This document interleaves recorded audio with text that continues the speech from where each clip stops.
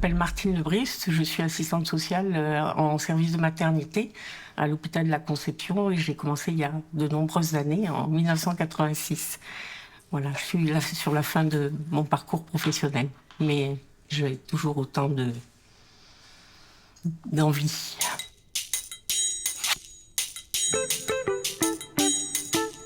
Alors sur la maternité, on est confronté à l'accueil de public en situation de précarité, d'extrême précarité depuis...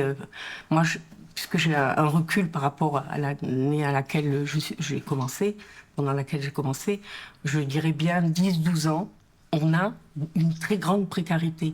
Donc on accompagne ces publics surtout. Sur le plan administratif, les demandes sont multiples, accès aux soins. J'ai pris des cours d'anglais parce qu'on a beaucoup de publics anglophones. Donc je travaille sur les démarches à faire après la naissance d'un enfant, qui sont très importantes. Ne serait-ce qu'accompagner une famille pour déclarer une naissance, c'est quelque chose qui peut prendre énormément de temps, compte tenu de la barrière administrative. Et puis, c'est tous les besoins primaires, alimentaires, matériels, des vêtements, l'hébergement, le logement, c'est tout ça, les besoins. Et donc, on accompagne des usagers, des femmes seules, des femmes isolées, des familles, des couples, premier enfant, fratrie, sur l'ensemble de ces demandes-là. Et on travaille avec d'autres partenaires institutionnels sur tout ce qui est protection de l'enfance. Et on cherche aussi beaucoup à travailler avec des partenaires associatifs, comme l'association Le Fil d'Ariane.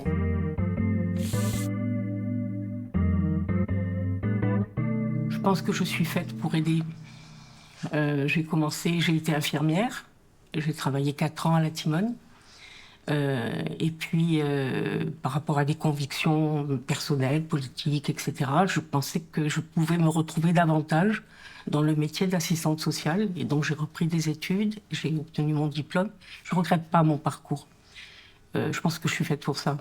Et d'ailleurs, pour vous dire, depuis 3 mois maintenant, je fais des maraudes.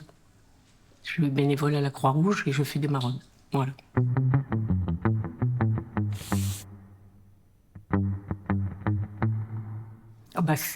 Déjà être parent, c'est un bouleversement. De savoir que l'enfant a des problèmes de santé qui vont nécessiter un maintien à l'hôpital, suivant les caractéristiques des familles aussi, ça peut être très compliqué. Quand ce sont des familles qui n'ont pas d'hébergement, quand ce sont des familles qui habitent loin de l'hôpital, quand ce sont des familles qui n'ont rien pour accueillir après la sortie l'enfant. Voilà, donc c'est tout ça sur lequel il faut travailler dès la naissance de l'enfant. Se sentir capable de s'occuper d'un enfant, c'est compliqué pour ces familles. Voilà. Retrouver l'estime de soi. Ce sont des familles qui souvent ont perdu cette estime de soi. Et nous, on est là pour les aider avec des partenaires comme les associations pour lesquelles on est ici ensemble, c'est leur permettre de retrouver une sorte d'estime de soi, de retrouver de l'énergie avec l'aide de ces associations, l'énergie pour pouvoir se dire « Ah ben je vais y arriver, malgré mes difficultés, je vais y arriver. » Voilà.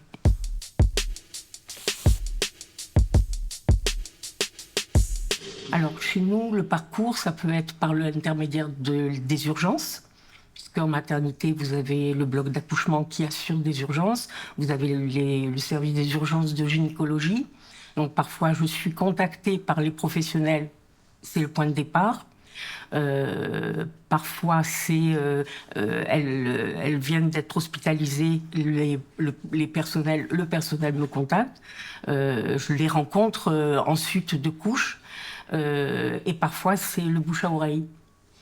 Je reçois parfois des usagers parce qu'ils connaissent des proches qui sont venus pour des soins que j'ai rencontré, et donc ça fait souvent le moyen d'entrer dans une relation avec un professionnel.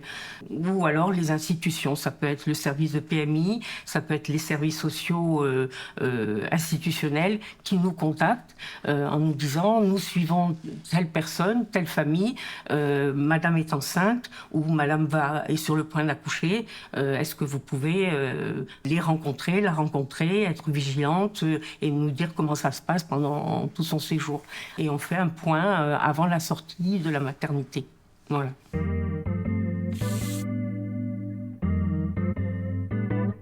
Je vous dis, j'ai du métier, je les repère même au nom.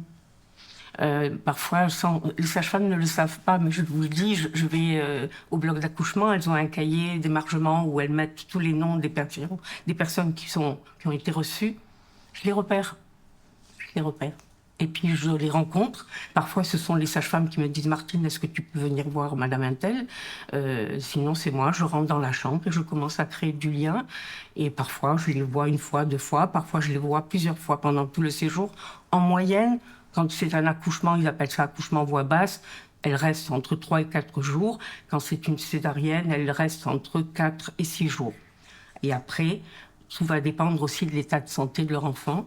Vous voyez, là, je suis venue un peu en retard parce que j'ai rencontré il y a 2 jours un couple, ce sont des primo-arrivants, et le séjour est payant. Donc elle a accouché hier, elle va sortir aujourd'hui, mais le bébé va être transféré en néonatologie. Donc on va se revoir par rapport à une possibilité ou pas de prendre en charge l'hospitalisation de l'enfant. La maman, c'est elle qui a réglé ses frais d'hospitalisation.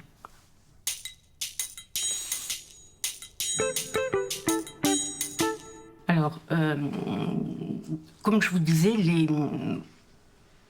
les familles ou les personnes que nous rencontrons sont souvent en situation d'extrême précarité. Donc, les besoins en matériel, en vêtements, en matériel pour l'enfant, l'association a pu nous aider une fois, mais elle intervient surtout beaucoup auprès de mes collègues de néonatologie par rapport à des prises en charge de séjour, etc. Le besoin de matériel, c'est quelque chose qui est très important pour nous. Et d'ailleurs, tout à l'heure, quand je vous disais, ce sont souvent des personnes qui ont perdu l'estime de soi. Quand on leur apporte, je vous dis des bêtises, mais c'est ce que je ressens, des pyjamas, des vêtements, un petit maxi-cosy, un lit, ça leur redonne de l'énergie en disant « Ah, on existe, on n'est plus des invisibles, on n'est plus des déclassés, on existe aux yeux des professionnels et des associations. » Parce que quand on leur dit « on a, je vous dis n'importe quoi, on a des pyjamas », on dit « c'est telle association qui nous a donné… voilà. Alors, dire à une famille c'est l'association Le Fil d'Ariane, peut-être qu'elle va s'en souvenir ou peut-être pas, mais c'est tout ce sens que ça peut prendre pour ces familles, moi ça me paraît important. Et c'est un plaisir pour nous de se dire, voilà, tu vois, tu as une vie difficile, mais regarde, tu existes. Tu existes.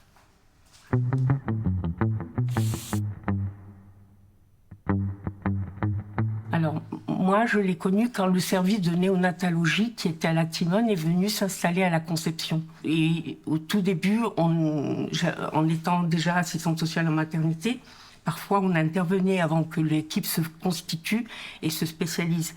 Donc j'ai connu l'association Le Fil d'Ariane comme ça, et j'ai découvert là, parce que avant de venir, j'ai un petit peu préparé, j'ai découvert que tout ce qui peuvent nous donner, ça, le nom, là, le fil qui va te guider pour t'en sortir, mais c'est fantastique. Le nom qui a été choisi et donné à l'association.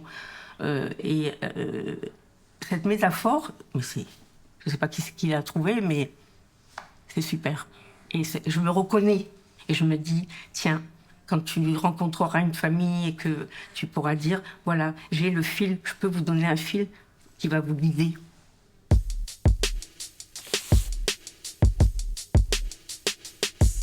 Alors, nous, c'est surtout comme maintenant je suis rattachée à la maternité, c'est surtout la problématique du matériel, puisque l'association a pu nous aider quelquefois.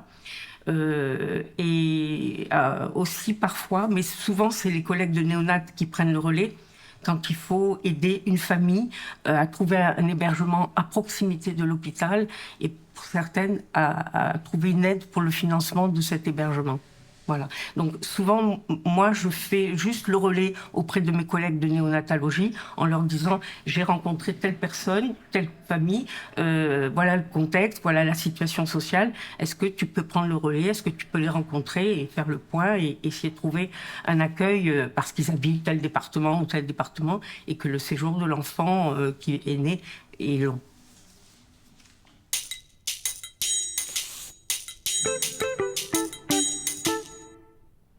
On fait une évaluation par rapport à la situation administrative, par rapport à la situation sociale.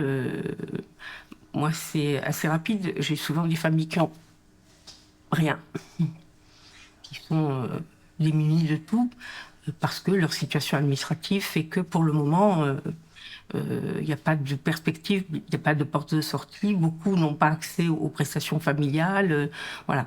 Et donc, ou alors, ce sont des familles qui ont des tout petits minima sociaux.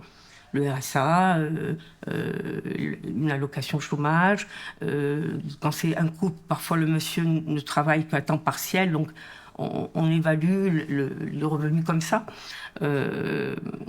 Mais je vous dis, la plupart du temps, j'ai des gens qui n'ont rien. Donc,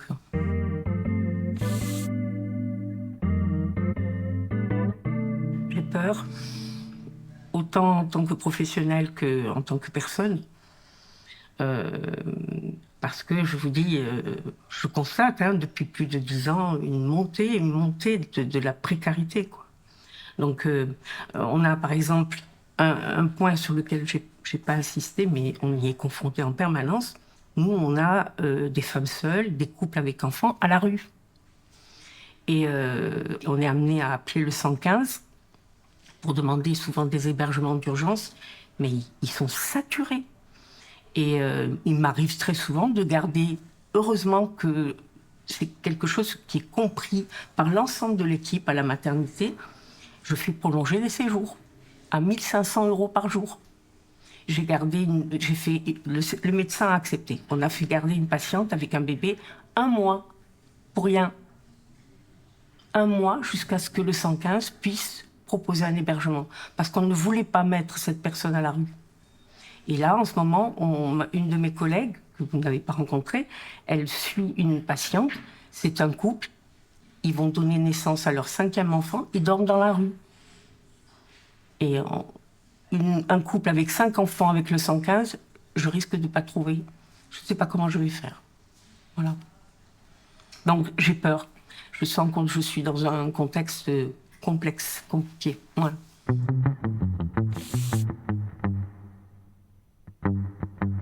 Donc l'association pour le fil d'Ariane a une capacité à nous faire confiance, nous les professionnels, les travailleurs sociaux, et ça c'est ce qu'on apprécie beaucoup. Ils ont une capacité à s'adapter à nos demandes, puisque quand, je crois que c'était l'année dernière, ils ont pu, en échangeant avec mon chef de service, ils ont pu débloquer un fonds pour du matériel. On a été super contente. Voilà, c'est cette capacité qu'ils ont à réagir en fonction des besoins et pas seulement, voilà, pas seulement formaté parce que l'association a décidé de travailler sur ses objectifs. Non, ils s'adaptent. Et ça, c'est ce que j'aime. Voilà.